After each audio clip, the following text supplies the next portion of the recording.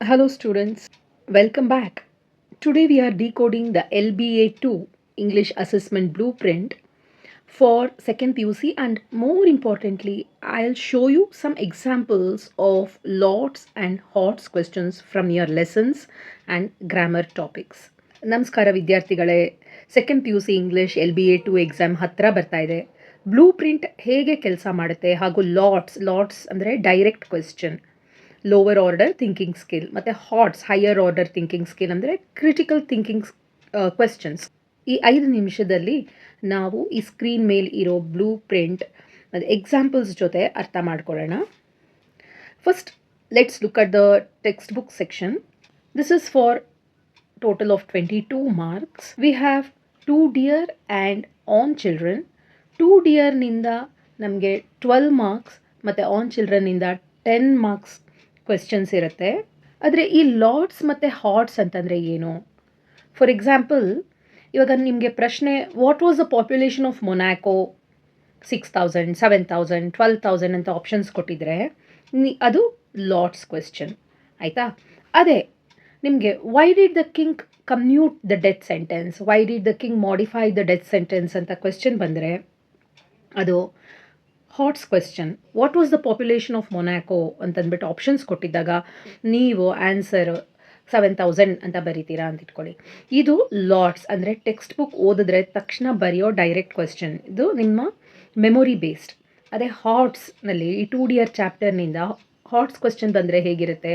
Y did the king modify the death sentence to life imprisonment ಅಂತ ಕೇಳಿದ್ರೆ ನೀವೇನಂತ ಹೇಳ್ತೀರಾ? ಆಪ್ಷನ್ಸ್ ಕೊಟ್ಟಿದ್ರೆ ಅದರಲ್ಲಿ ನೀವೇನಂತ ಹೇಳ್ತೀರಾ? Because the execution was too expensive for a small state ಅಂತ ನೀವು ಚೂಸ್ ಮಾಡ್ತೀರಾ ಅಲ್ವಾ. ಇಲ್ಲಿ ಹಾಟ್ಸ್ ಅಂತಂದರೆ ಏನು? ಸ್ಟೋರಿನ ಅರ್ಥ ಮಾಡ್ಕೊಂಡಿದ್ರೆ ಮಾತ್ರ ಲಾಜಿಕ್ ಅಪ್ಲೈ ಮಾಡಿ ನಿಮಗೆ ಬರೆಯೋದಕ್ಕೆ ಸಾಧ್ಯ.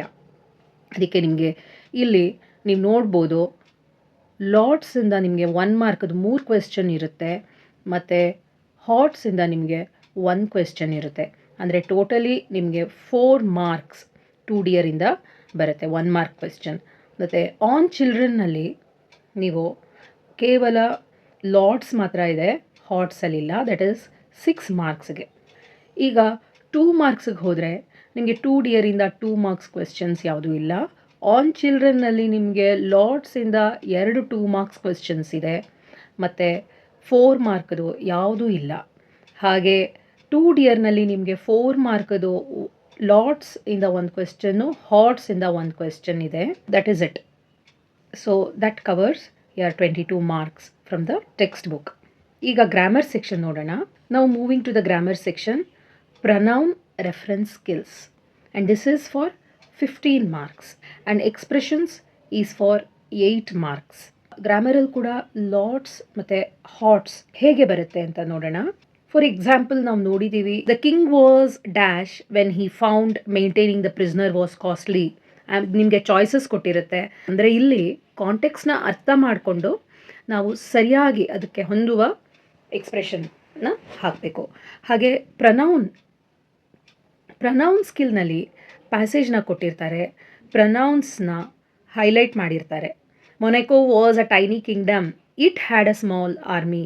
ಇಟ್ ರೆಫರ್ಸ್ ಟು ಯಾವುದು ಅಂತ ನಾವು ಹೇಳಬೇಕಾಗತ್ತೆ. It refers to Monaco, and it's very simple score boosters. ಈ ಪ್ರನೌನ್ಸಿಂದ ನೀವು ಈಸಿಯಾಗಿ ಮಾರ್ಕ್ಸ್ ತೊಗೋಬೋದು. ನೀವು ನೋಡ್ಬೋದು, ಇಲ್ಲಿ ಪ್ರನೌನ್ಸ್ನಲ್ಲಿ ನಿಮಗೆ 3 ಕ್ವೆಶ್ಚನ್ ಇರುತ್ತೆ. ಫಾರ್ 15 ಮಾರ್ಕ್ಸ್ ಅದಿದೆ. ಪ್ರನೌನ್ಸ್ ಮತ್ತು ಎಕ್ಸ್ಪ್ರೆಷನ್ಸ್ ಟೋಟಲಿ 23 ಮಾರ್ಕ್ಸ್ ಇದೆ. ಎಕ್ಸ್ಪ್ರೆಷನ್ಸು 2 ಮಾರ್ಕ್ಸ್ದು, ಲಾಟ್ಸಿಂದ 2, ಹಾಟ್ಸಿಂದ 2, ಟೋಟಲಿ 8 ಮಾರ್ಕ್ಸ್ಗೆ ಬಂದಿರುತ್ತೆ. ಈಗ ನಾವು ಚಾಯ್ಸ್ ಸೆಕ್ಷನ್ಗೆ ಬರೋಣ. ಇಲ್ಲಿ nature of questions, MCQs 2 marks question, 4 mark, pronoun, reference skill, expressions ಇದೆ. MCQsನಲ್ಲಿ 10 ಕ್ವೆಶ್ಚನ್ ಇರುತ್ತೆ, total marks 10. Number of questions that you need to answer is all the 10, ಅಂತಂದರೆ ನಿಮ್ಗೆ ಯಾವುದೇ ಚಾಯ್ಸ್ ಇರೋದಿಲ್ಲ. 2 ಮಾರ್ಕ್ಸ್ ಕ್ವೆಶ್ಚನ್ನು, ನಂಬರ್ ಆಫ್ ಕ್ವೆಶ್ಚನ್ಸ್ 2 ಇರುತ್ತೆ. 2 ಅಂತಂದರೆ ಟೋಟಲ್ 4 ಮಾರ್ಕ್ಸ್. ಅದರಲ್ಲಿ ನೀವು ಯಾವುದಾದ್ರೂ ಒಂದನ್ನು ಆನ್ಸರ್ ಮಾಡ್ಬೋದು. So total it is for 2 marks. Next 4 marks ಕ್ವೆಶ್ಚನ್ಗೆ ಬಂದರೆ 2 ಕ್ವೆಶ್ಚನ್ ಇರುತ್ತೆ. So totally it is for 8 marks. ಅದರಲ್ಲಿ ನೀವು 8 ಮಾರ್ಕ್ಸ್ಗೆ ಪ್ರಶ್ನೆ ಕೇಳಿರುತ್ತೆ, ಯಾವುದಾದ್ರೂ ಒಂದನ್ನು ಆನ್ಸರ್ ಮಾಡಬೇಕು. So it's actually for 4 marks. Next ಪ್ರನೌನ್ಸಿಗೆ ಬಂದರೆ ಪ್ರನೌನ್ಸ್ನಲ್ಲಿ 3 ಕ್ವೆಶ್ಚನ್ಸ್ ಇರುತ್ತೆ. ಅಂದರೆ ಇದು this is for 5 marks each. So total 15 marks. ಈ 3ರಲ್ಲಿ ನೀವು ಯಾವುದಾದ್ರೂ 2 ಬರಿಬೇಕು and it is for 10 marks. ಹಾಗೆ ಎಕ್ಸ್ಪ್ರೆಷನ್ಸಿಗೆ ಬಂದರೆ 4 ಪ್ರಶ್ನೆಗಳನ್ನ ಕೊಟ್ಟಿರುತ್ತೆ. ಅಂದರೆ 8 ಮಾರ್ಕ್ಸ್ಗೆ ಪ್ರಶ್ನೆಗಳನ್ನ ಕೊಟ್ಟಿರುತ್ತೆ. ಅದರಲ್ಲಿ ನೀವು ಯಾವುದಾದ್ರೂ 2ಕ್ಕೆ ಉತ್ತರ ಬರಿಬೇಕು ಆ್ಯಂಡ್ ದಟ್ ಈಸ್ ಫಾರ್ 4 ಮಾರ್ಕ್ಸ್ಗೆ ನೀವು ಉತ್ತರ ಬರಿತೀರಾ. So totally will be answering for 30 marks. ಇಲ್ಲಿ ನಾವು ನೋಡ್ಬೋದು ಟೋಟಲಿ 21 ಕ್ವೆಶ್ಚನ್ಸ್ ಕೊಟ್ಟಿರ್ತಾರೆ. ಅದರಲ್ಲಿ ನೀವು 16 ಕ್ವೆಶ್ಚನ್ಸ್ಗೆ ಉತ್ತರ ಬರೀಬೇಕಾಗತ್ತೆ. ಸಮರಿ ಏನು ಅಂತಂದರೆ MCQಸ್ನಲ್ಲಿ 10ಕ್ಕೆ 10 ನೀವು ಬರಿಬೇಕಾಗತ್ತೆ. ಹಾಗೆ 2 ಮಾರ್ಕ್ಸ್ ಕ್ವೆಶ್ಚನಲ್ಲಿ 2 ಇರುತ್ತೆ, ಯಾವುದಾದ್ರು 1ಕ್ಕೆ ನೀವು ಬರಿಬೇಕಾಗತ್ತೆ. ಆಮೇಲೆ 4 ಮಾರ್ಕ್ಸ್ ಕ್ವೆಶ್ಚನಲ್ಲಿ 2 ಕ್ವೆಶ್ಚನ್ ಇರುತ್ತೆ, ನೀವು ಯಾವುದಾದ್ರೂ 1 ಬರಿಬೇಕು. ಹಾಗೆ ಪ್ರನೌನ್ನಲ್ಲಿ 3 ಇರುತ್ತೆ, ನೀವು ಯಾವುದಕ್ಕಾದ್ರೂ 2ಕ್ಕೆ ಉತ್ತರ ಬರೀಬೇಕು. ಹಾಗೆ ಎಕ್ಸ್ಪ್ರೆಷನ್ಸ್ನಲ್ಲಿ 4 ಪ್ರಶ್ನೆ ಕೊಟ್ಟಿದ್ರೆ ನೀವು ಅದರಲ್ಲಿ 2ಕ್ಕೆ ಉತ್ತರ ಬರೀಬೇಕು. MCQಸ್ನಲ್ಲಿ 10ಗೆ 10 ಮಾರ್ಕ್ಸ್ ತೊಗೊಳೋದಕ್ಕೆ ನೀವು ಟೆಕ್ಸ್ಟ್ ಬುಕ್ಕನ್ನು ಚೆನ್ನಾಗಿ ಓದಿ, ಯಾವುದೇ ಪಾಯಿಂಟನ್ನು ಬಿಡಬೇಡಿ. 4 ಮಾರ್ಕ್ ಕ್ವೆಶ್ಚನ್ಗೆ 2DR ಪಾಠನ ಚೆನ್ನಾಗಿ ಅರ್ಥ ಮಾಡಿಕೊಂಡು ಅದನ್ನು ಪಾಯಿಂಟ್ಸ್ನೆಲ್ಲ ನೆನಪಿಟ್ಕೊಂಡು ಬರೀರಿ. ಹಾಗೆ ಪ್ರನೌನ್ನ ಲೈಟಾಗಿ ತೊಗೋಬೇಡಿ. ಈ ಪೊಸೆಸಿವ್ ಪ್ರನೌನ್ಸ್ ಅದನ್ನೆಲ್ಲ ಸರಿಗೆ ನೋಡ್ಕೊಳ್ಳಿ. ಎಲ್ಲಿ ಅಪಾಸ್ಟ್ರಫಿ ಇರುತ್ತೆ, ಎಲ್ಲಿ ಹಾಕಬೇಕು, ಯಾವ್ದು ಸೆಲೆಕ್ಟ್ ಮಾಡ್ಕೊಳ್ಬೇಕು ಅಂತ ನೋಡಿ. ಆಮೇಲೆ ಆನ್ಸರ್ನ ನೀಟಾಗಿ ಬರೀರಿ. ಎಲ್ಲೂ ನೀವು ಬರೀ ನಂಬರ್ಸ್ನ ಹಾಗೆ ಬರೆದು ಬಿಟ್ಬಿಡಬೇಡಿ, ಆನ್ಸರ್ಸ್ನ ಬರೀರಿ. ಆಮೇಲೆ ನೀವು ಎಲ್ಲಿ ಈ ಫಿಲ್ ದ ಬ್ಲ್ಯಾಂಕ್ ಟೈಪ್ ಇರುತ್ತೋ ಫುಲ್ ಸ್ಟೇಟ್ಮೆಂಟ್ನ ಬರೆದು ಆನ್ಸರ್ನ ಬರೆದು ಅಂಡರ್ಲೈನ್ ಮಾಡಿ. ಅಂಡರ್ಲೈನ್ ಮಾಡಿಲ್ಲ ಅಂದರೆ ನಿಮಗೆ ಅಲ್ಲಿ ಮಾರ್ಕ್ಸ್ ಹೋಗುತ್ತೆ. So underlining is very important.